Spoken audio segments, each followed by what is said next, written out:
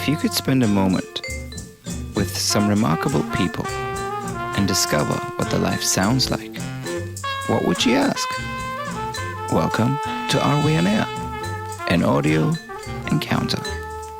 I'm Armand Nafei, and each episode will feature one conversation with an inspiring friend of mine who will share with us the soundtrack to their life.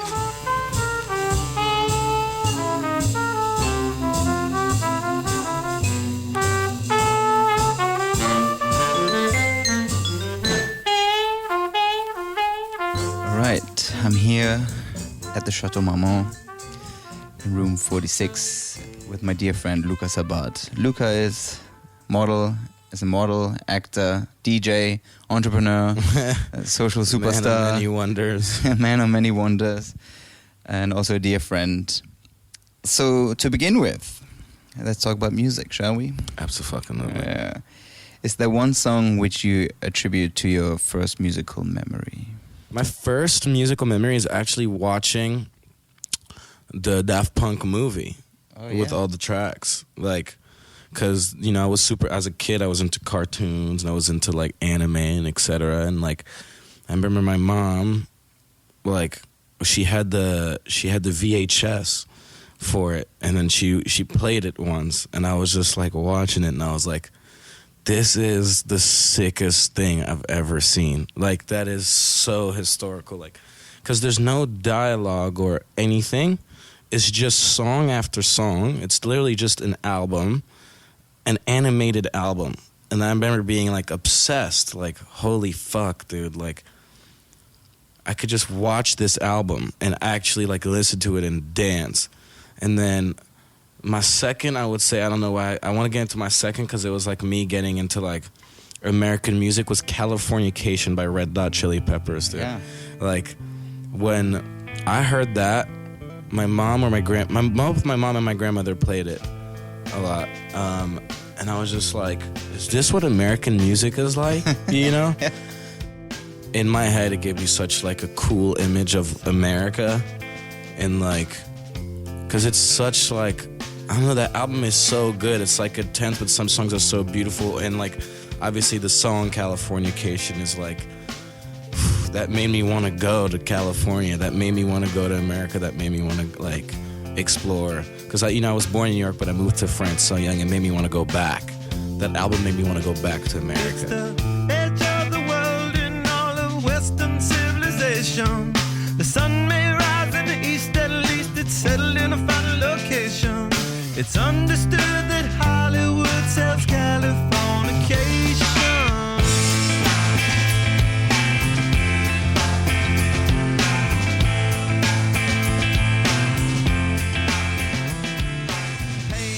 Yeah, the soundtrack of California. Yeah. It's you can consider it the Beach Boys of today or of the past 20 years. Facts. Right.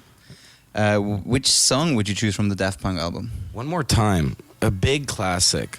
That's not obviously the first song I heard or anything, but that's the first song that like I can think of that made me feel, dude, like, holy shit, man, it made me so happy. To this day, it makes me happy. I play it at all my sets, dude. It's so sick. Yeah.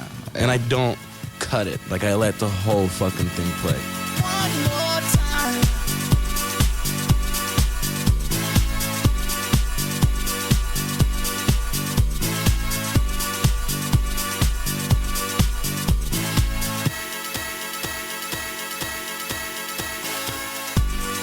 One more time. We're gonna celebrate.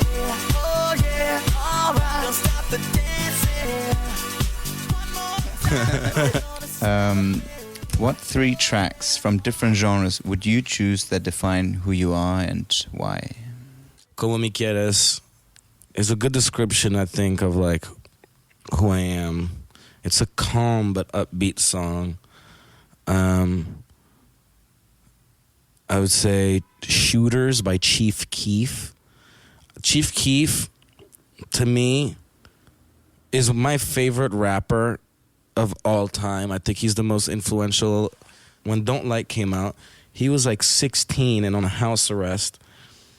And he was just dropping banger after banger, but Shooters is a very violent song, and if you play, I want you to play like not the SoundCloud version that starts over like 3 times with all these gun sounds on it. Like, it's a song that makes me want to just, you know what I mean? Like, if it pumps me. Like, when that song comes on, it really pumps me up. And then Swans by Maston. Do you know that song? No. It's a really good song. Well, let's listen to all 3 songs in a row now. Yeah. To understand who you are, Luka.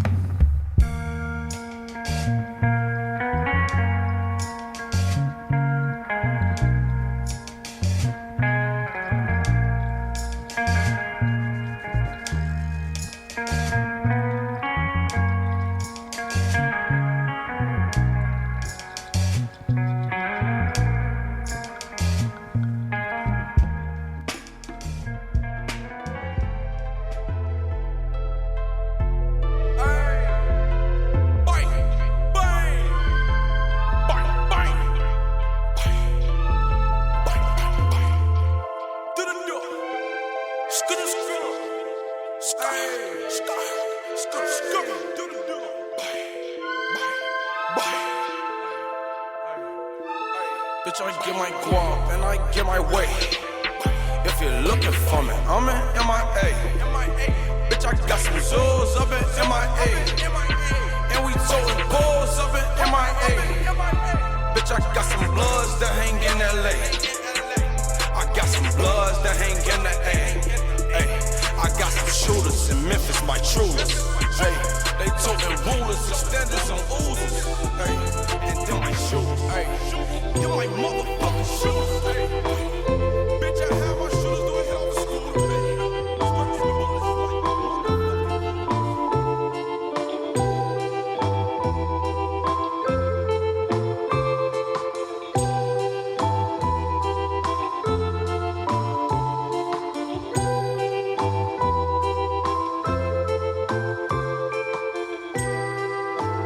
You recently picked up the decks to practice your DJing, I saw. How would your dream gig look like, and with what tracks would you open and close your set?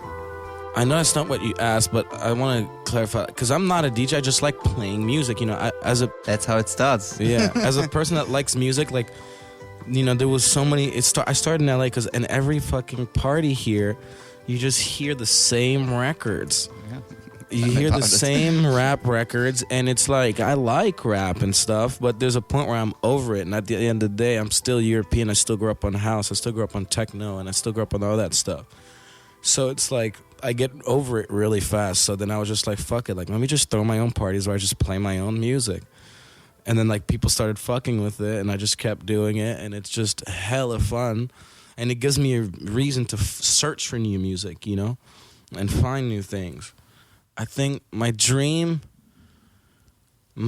set would probably be like something like Circo Loco or like Berghain, like, you know, like really intense, like big. I probably want to open with Sub-Zero by Ben Clock. That song cracks real bad. And I want to end on something beautiful like Summer Madness by Kool and the Gang. Oh, nice. You know what I'm saying? Like, start off so intense, but by the end of the evening, just like, we're done. You know? Like, we're done, go home. You know what I mean? Like, I do know, yeah. yeah, like rage for like a few hours and just end on like a beautiful note. But like, start off like, where I'm kicking through this fucking door, we're going in.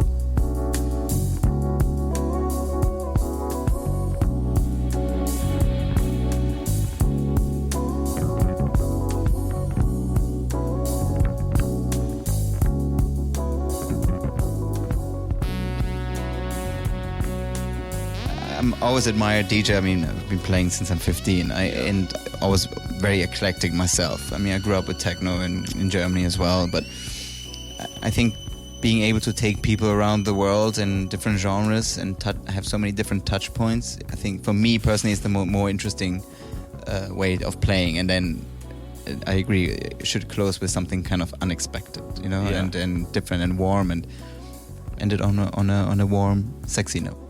I'm sure when you DJ, you probably play so many different types of tracks. Like when I DJ, like obviously I try to focus around house and techno because I want to party, but I play so many other things because it's like there's so much good music out there. I agree. Yeah. Like I'm not gonna limit myself to one genre. Like I'll play everything I want to hear. When you play what you want to hear and you're the one feeling it, like the crowd feels it too. Like the moment you start playing for the crowd, there's too many people to please. So please yourself and those people that feel it, you know. 100%. Like that's something that I notice. It's so like, wow, Luka, you're entering the DJ world, and that's great. I also love how much you love Aphex Twin. Love. I mean, where? Tell me, where did this come from? It came from also like finding a VHS of the Window Liquor video, like my aunt's place. Imagine being a kid and seeing that shit. Like, yeah. What is this, dude? Like, and I kind of like forgot about it for a long time. At about like 5 years ago, like it resurfaced in my life. Somebody was playing like Alberto Balsam in a car next to me, and I was like, dude, why do I know? You know when you know a song, but you don't, you're like, what is this? I know this song, but what the fuck is this? I went back into this like Aphex hole, and I just started remembering like how many different types of music he makes, from, you know, like a song like I Said Sana 102 or like Avril 14 to, you know, that album Computer Controlled Acoustic Instruments Part 2, which is like super industrial, but to like selected ambient sounds, to like Cyro. Like there's so many different versions of Aphex Twin, you know what I mean? And like he's encapsulated like all my moods through his discography. So that's my obsession with him. And all the sets he does where he like puts his face on people, like the reverse face filter where he's like putting his face on the crowd. It's so now, but it's still so him. Like he's still got it, you know, and he's still relevant, and it just proves that he's still watching, he's still around. And I actually spoke to him after his set, his first week in Coachella, because Virgil's trailer was across from him. I like came up to him and I was like talking to him, and I was just like, I mean, I don't get starstruck, man, but like seeing Richard is like seeing a unicorn, man. It's like, dude, what? You know what I mean? And like I didn't know who that girl he was DJing with up there was, and he was like, oh, that's my wife.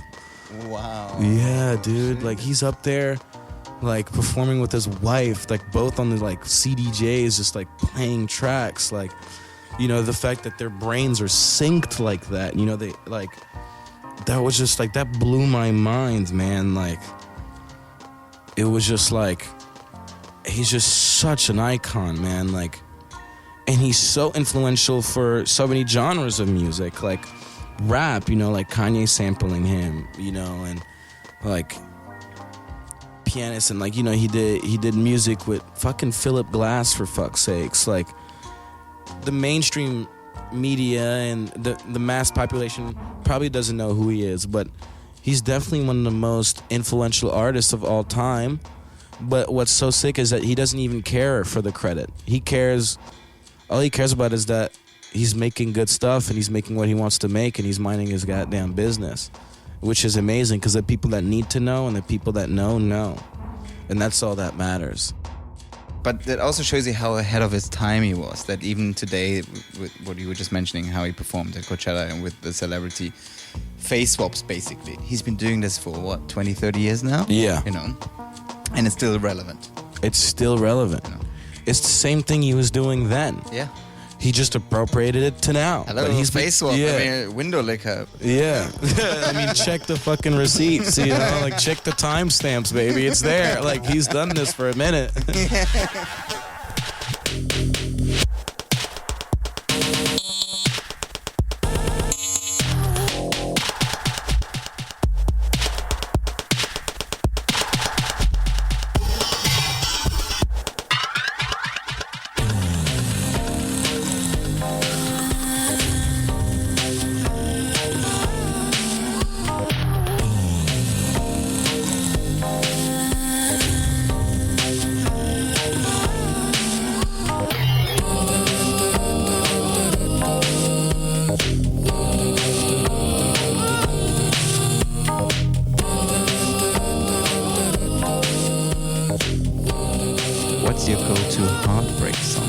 heartbreaker as you are. I think I'm gonna go back to Daft Punk, and it's gonna be Something About Us. Ooh, nice. Something About Us is the biggest heartbreak song, and it's so beautiful, and the words are just so like, they're just so spot on, like, because I believe, you know, like everything happens for a reason, and if something happens with somebody, then it's not the right time, and you weren't meant to be, and that's why it's like, it might not be the right time, I might not be the right one, but there's something about us. You know what I'm saying? Like, every girl that I've dated or heartbroken, like, you know, they're part of my history, they're part of who I am. Like, I might have learned something from them, they might have learned something from me, it might have been the right time. Like, I believe in moving forward, not backwards, and that's what that song is about. It's about a heartbreak, but it's about moving on. It's about understanding, and that's what a heartbreak is. I think it's understanding that this isn't going to work out. A heartbreak is communication, and that's what that song is. It might not be the right time, but there's something about us I've got to do. Some kind of secret I will share with you. I need you more than anything in my life. I want you more than anything in my life. I'll miss you more than anyone in my life. I love you more than anyone in my life. Well, when you're not heartbroken, what's your go-to making love song?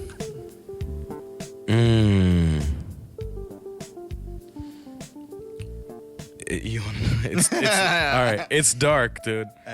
I'm a real like perverted man, and like one of my favorite songs, to have sex to, is "The" by Aphex Twin, THA. Like, it sounds like you're in a fucking submarine, like on some dark fucking like. That song, it's not expected. You know, it depends who I've been single for a year, so I'm having a different kind of sex now. You know what I mean? Like, when I was dating somebody, whatever, I listened to some Marvin Gaye, I listened to, you know what I'm saying, Let's Get Sensual. Right now, I'm not having, I'm having maybe some sensual sex here and there, but I'm trying to get nasty. And that song, "The" by Aphex Twin, is so dirty, like, it's on some fucking Berghain shit, dude. Like, it's on some dark, like, we're fucking in the basement. I mean, I don't know if you saw my Halloween costume yesterday. I was like a dominatrix gimp, like. That song is what I'm trying to fuck to.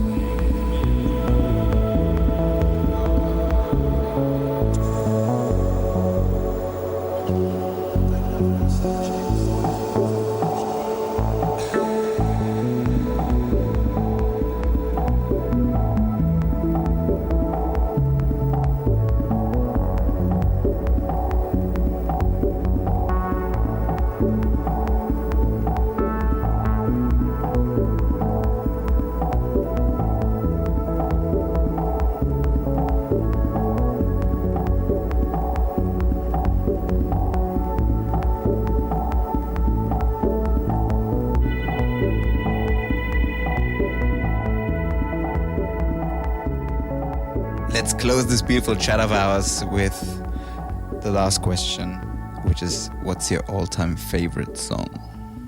I think Umi Says by Mos Def. Nice.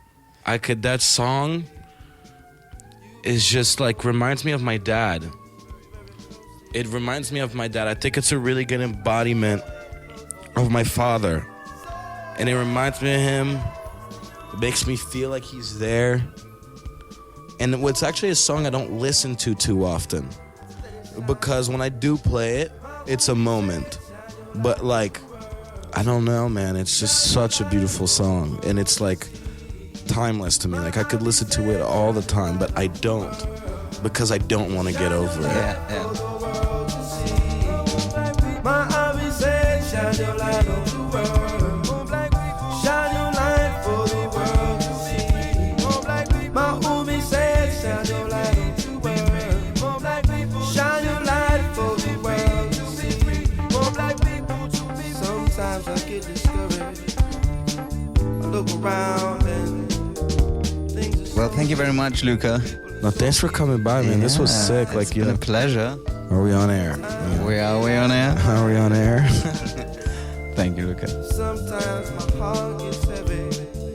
Sometimes I just wanna leave and fly away.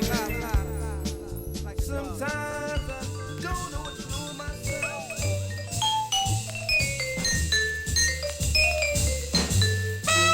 For this episode's playlist, visit areweonair.com, where you'll be able to enjoy the full playlist mentioned in this conversation.